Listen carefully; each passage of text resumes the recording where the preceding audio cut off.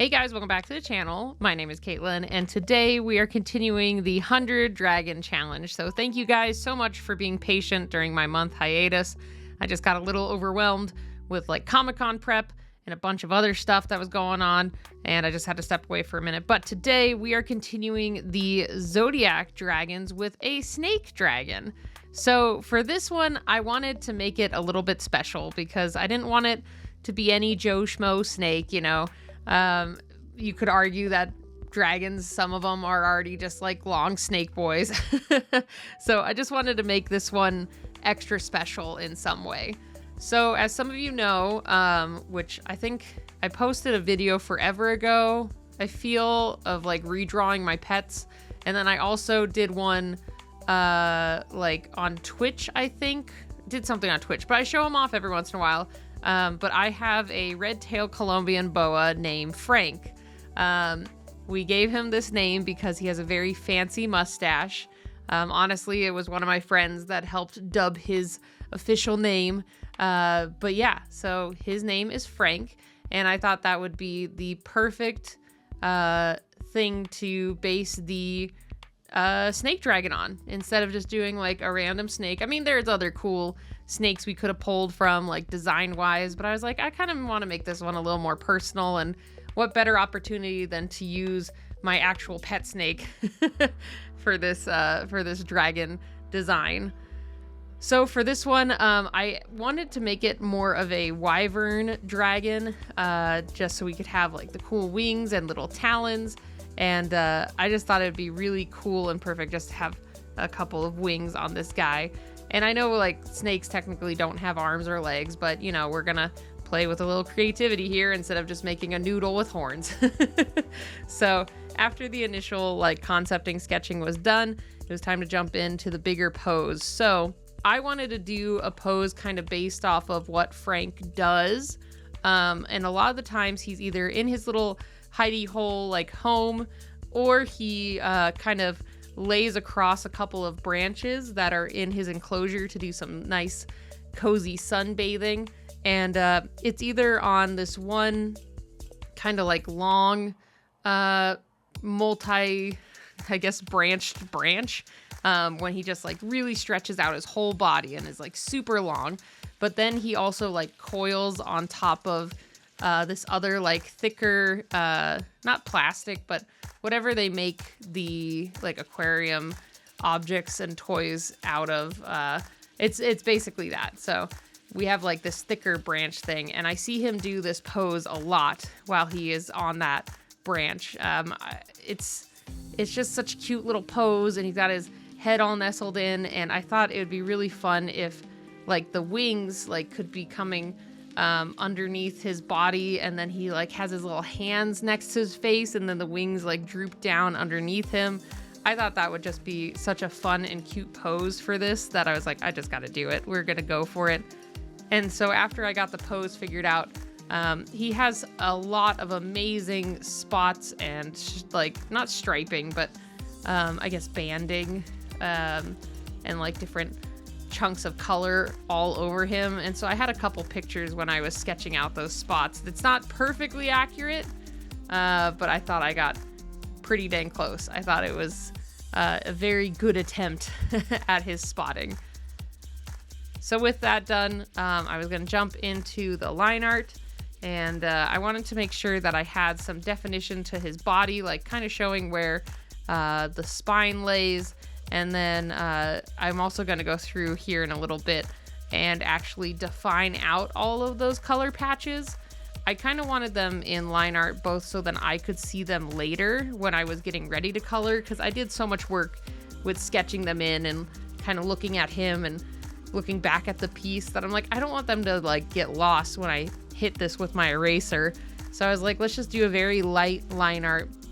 And a lot of these patches on him are like bordered with black or black spots. So I thought it would work out pretty well just to do the line art for this, like his spots anyway. And so line art's done. I was really happy with how this turned out. I really love his little mustache. Like I kept it close to how it actually looks. It's not like like an actual mustache that has like a nice little point to it. It's just like a cute little, I don't know. They look like little square spots that just happen to become a mustache, and I love it. From here, I added a couple more thicker lines to help differentiate some of the shapes. Since we have a lot of overlapping parts on this creature design, I wanted to make sure that some of them stood out against others. And then from there, it was time to pick out some colors. So with Frank, like I said, he's a red-tailed Colombian boa. So his main body color is kind of like, I don't know, like a creamy gray. It's like, I don't know, a yellowish gray kind of in a way. So I knew I needed something for that. And then his spots consist of like a lighter brown and a darker brown with some black. And then towards the end of his tail is when he gets these beautiful red patches all the way to the end. It's like red and white all along the end of his tail. So I was like, it's a limited color palette, but honestly, when you guys see the coloring for this, it's amazing. But I kind of messed up. I kind of did a mess up. So you're going to see here that I basically pulled probably one of like YouTube 101 first mistakes you ever make ever here in just a minute. And I can't believe I slipped up and did this. It has been years, it feels like, since I messed up. So here, let us revel in my mess up.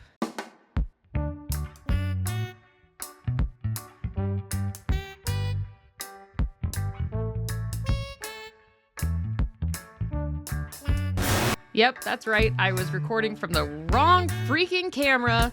And so I had the big camera above and my little camera in front of it. So let's just go ahead and like skip this and like pop over to it actually looking good.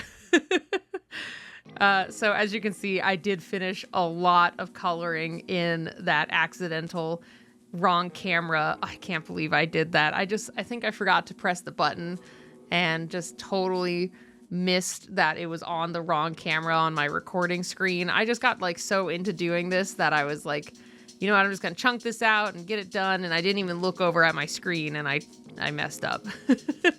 Totally had the wrong camera on. But yeah, I really liked how the colors were turning out, and the speckling and the spots and the big splotches. I just did like so many different mixes of the browns, and then I added in some reds in some of the areas. And I really, really like this one. I think I'm going to take what I learned from this and apply it to a couple dragons in the future. I don't know why I haven't thought of doing this, but with some of my creature designs, like I do look at reference for those. So like any of my monster mashes, I tend to pull a lot of reference and color choices and like rendering choices from the actual real life creature. But I don't know why I haven't really done that too much in the 100 Dragon Challenge.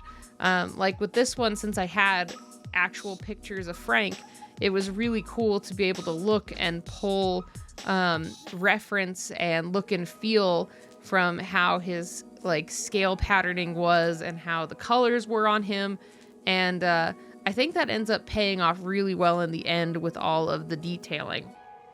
And so now I'm like, I should probably continue doing that and keep adding to my like internal memory bank, I guess you could also say, of like how things actually look. For example, like if I used God, I can't remember what it's called right now. My brain, it's nighttime when I'm recording this voiceover, so my brain is mush.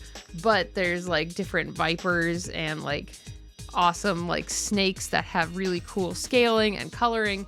I should really just like look at those when I'm getting ready to draw or paint a dragon, because I could easily pull some really cool inspiration from them and use it in the actual dragon.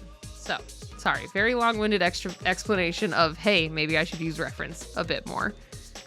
But yeah, it was just time from here to just get stuck in, get the coloring going, and get all of the base colors on before I could jump in and do shading.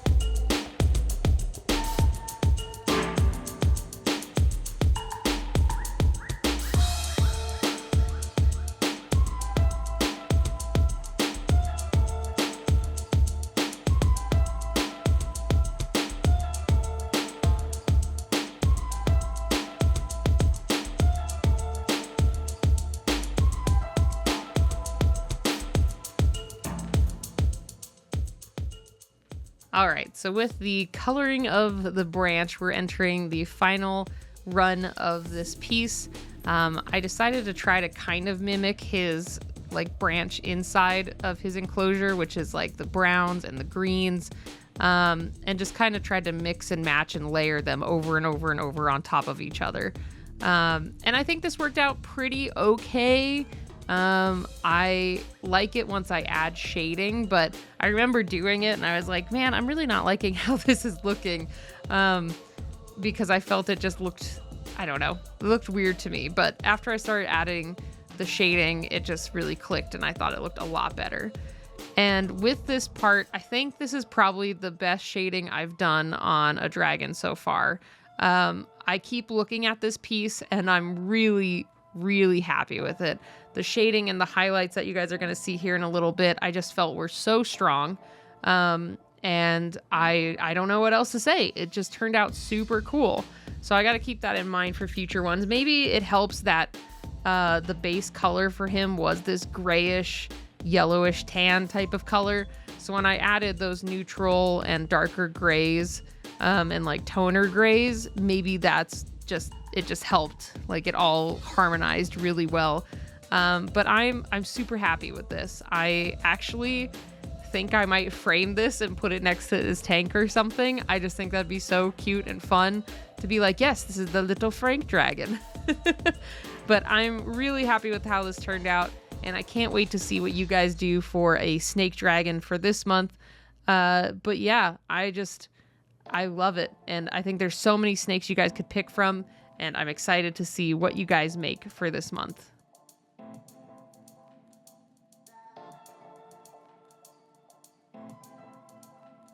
All right, let's go ahead and jump into looking at last month's Furby dragons.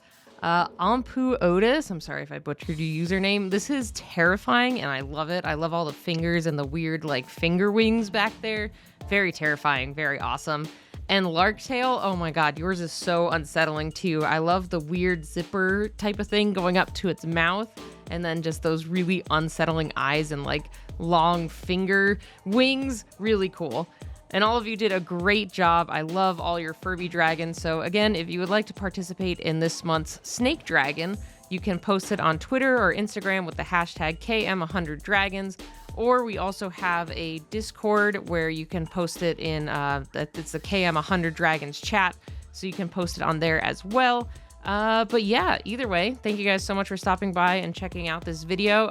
If you aren't already, I'd love if you hit the subscribe button. And if you are subscribed, make sure to check your subscriber, make sure you're still subscribed, because I guess YouTube has been doing a huge auto unsubscribe. So just double check that.